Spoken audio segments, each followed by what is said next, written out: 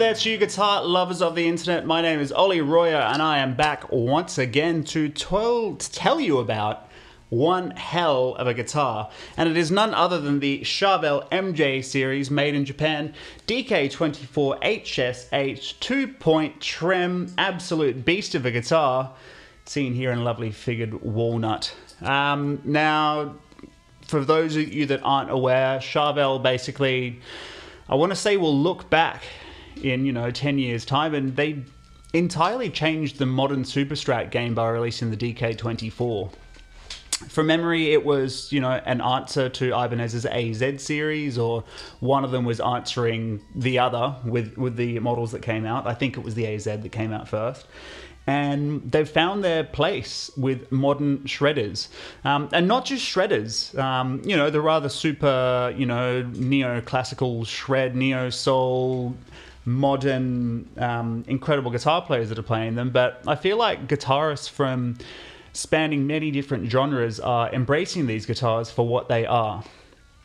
What they are versatile as all hell, incredibly built, even for the Mexican Pro Mod models, and just downright cool, badass guitars.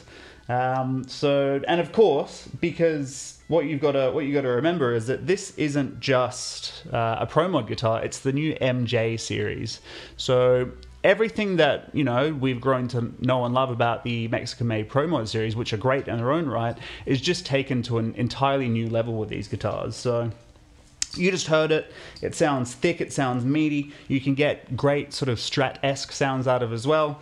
So yeah, in this video we're going to talk about all the different specs, what I think about it, anything I think that could be improved, which there isn't really a lot, to be completely honest. And yeah, from what I can tell so far, there are great demo videos of this guitar, but there aren't really videos exploring all of the different specs. So if that's what you're looking for and you're thinking about, I love the look of this guitar, I love the specs on paper, but what does the thing sound like, and how can we explore everything that it does? This video is going to be for you, so make sure to stick around. Before we jump in though, please make sure to like the video if you've enjoyed it. Even feel free to subscribe if you want to keep up to date. Just a click of a button, but believe you me, it really does help. So with no further ado, let's jump right in. Starting with the body. So the body on this guitar is a lovely, lovely, highly selected, I like to think, piece of mahogany. Mahogany is a great timber all-round for guitar use, extremely popular for a great reason. And you will see on top we have a beautiful piece of figured walnut on top. The great thing about figured walnut, of course, it is a natural timber. Depending on what guitar you get, each guitar is going to look completely unique and completely different. So yeah, it's not too heavy, not too light. It just feels like a solid guitar. If you're like me, you don't want it to be too light. You want to pick it up and feel like it has a certain amount of tonal ballsiness to it, which this thing definitely does, and resonance.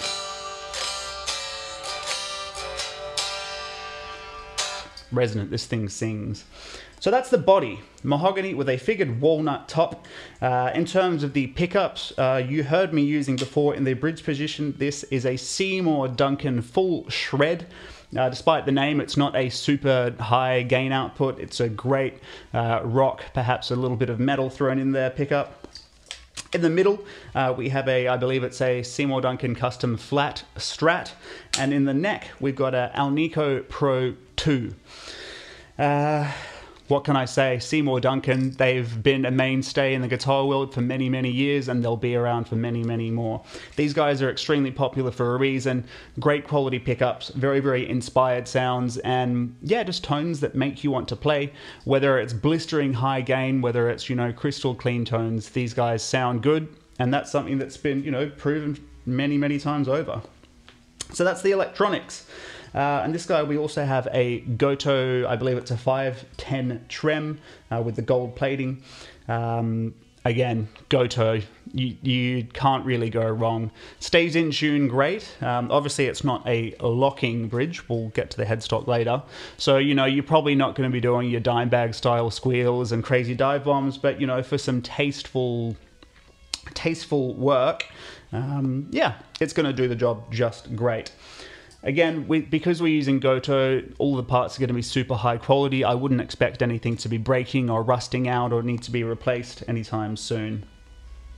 The pots, I'll need to double check what pots, you know, whether they're 500, obviously they're 500K, whether they're, there's a certain kind of pot they use in these that I'll need to double check. I'll flash it up on the screen, but what you need to know is that they feel good. These are good quality metal pots as well, not like flimsy plastic. We've got a 5-way switch. Again, it feels solid. It doesn't feel cheap and flimsy because, newsflash, like I said before, this is a Japanese guitar, the highest possible craftsmanship with the highest possible parts built into it, basically. Moving on to the back of the body, a cool feature, which you wouldn't think would be a big thing, but it's owning, you know, USA Jackson guitars myself, Jackson Charvel related. The control cavity plates and the tremolo plate cover are actually metal, not plastic. This is just a feature that I associate with premium quality instruments from the Jackson Charvel brand. And yeah, just a cool little touch. Moving up here, we have basically killer upper fret access right up until the 24th fret. This sculpted shredder's heel is just going to let you right in there. We've got 4 bolts to keep the neck on, and we also get Dunlop strap locks with this guitar. Dunlop aren't my favorite, to be perfectly honest. I'm more of a Shaler kind of guy, but you know, again, that's just a small detail, really. That's all the body specs, I believe. We've flown right through them.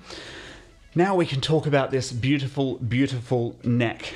Now, I've heard it pronounced lots of different ways. Today I'm going to go with wenge, but we have a solid wenge neck right here. The neck profile, I'm going to go with it's more of a modern C, not too chunky, not too thin like an Ibanez Wizard neck, just right. It's a beautiful hand rub satin oil finish as well, and your hand just glides right over the thing. The great thing with wenge, again, it's got a lot of unique grain to it. So, like I said, with the figured walnut top, each guitar is going to look different. So that's the neck there. On the other side, we've got 24, I believe they're medium jumbo frets over a streaky ebony fretboard. Streaky ebony, again, completely unique. There are some people that maybe would prefer just a completely blank piece of ebony, but you know, there are that many guitars out there where you can get that. So why not get something that's a little bit different? This is a 12-inch to 16-inch compound radius fretboard. For those of you that don't know, basically it means down here near the start, we've got a 12-inch 4.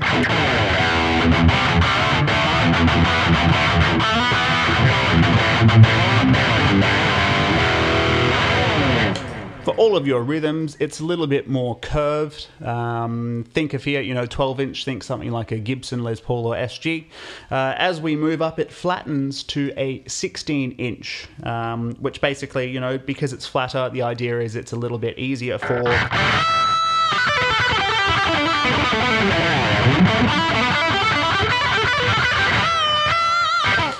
all of your super tasty shredding.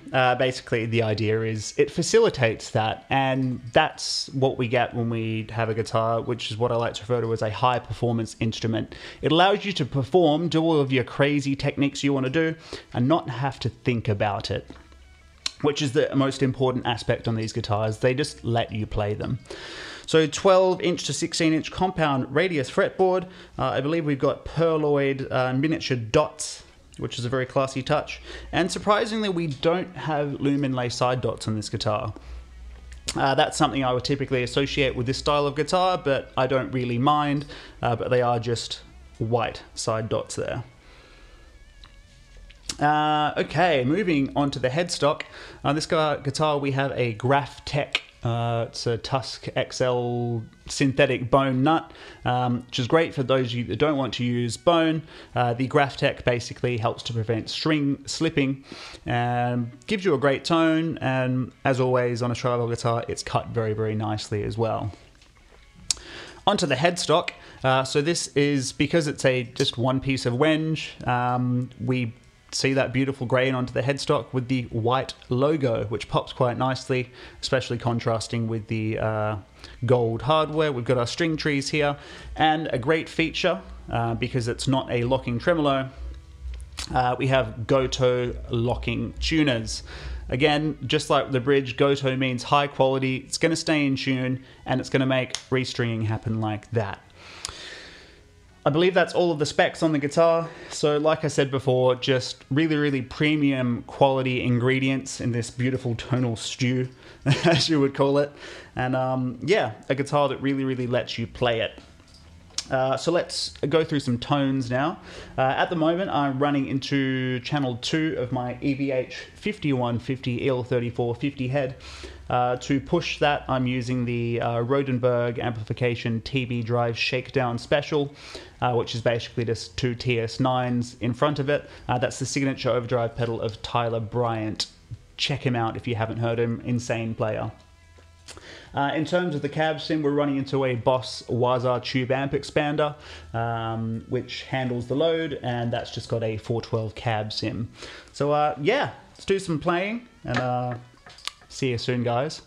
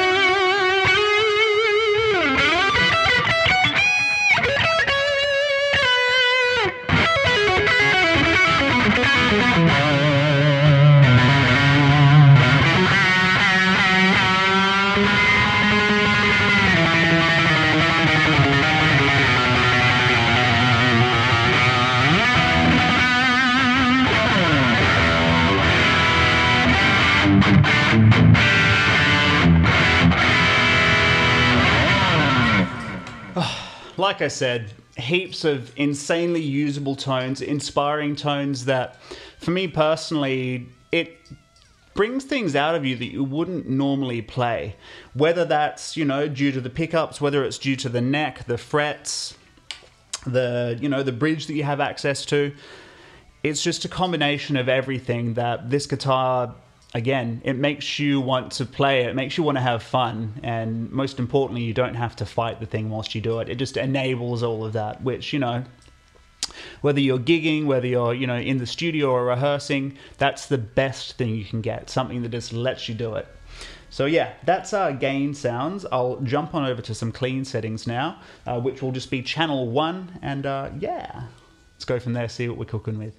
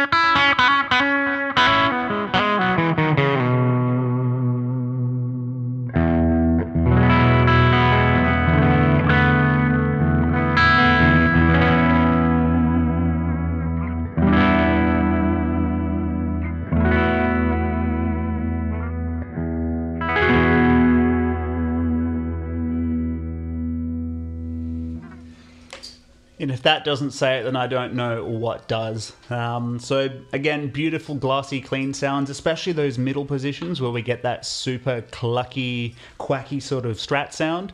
Again, just great.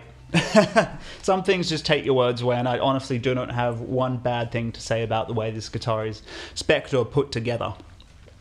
So yes, that's the guitar. Only thing that, look, I understand it's probably a way to keep the price down, but they come in a foam core case, which to me, I would rather pay, you know, an extra $100–200 here in Australia, which is probably what you pay for a decent quality hard case, to get a hard case. Granted, you know, a lot of the world hasn't been doing touring, so hard cases weren't such a priority recently, but for me, when you're paying that sort of money for this guitar, that's the one thing I'd say. A hard case should be included, not a foam core case that you're probably going to upgrade from anyway.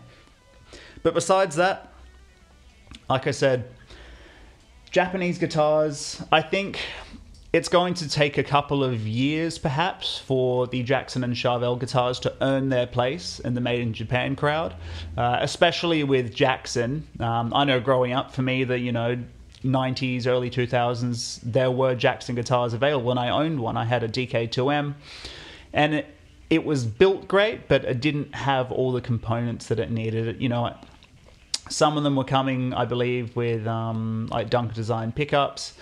They were coming with, you know, Jackson licensed Floyds or Floyd Rose specials, which sort of let it down a little bit.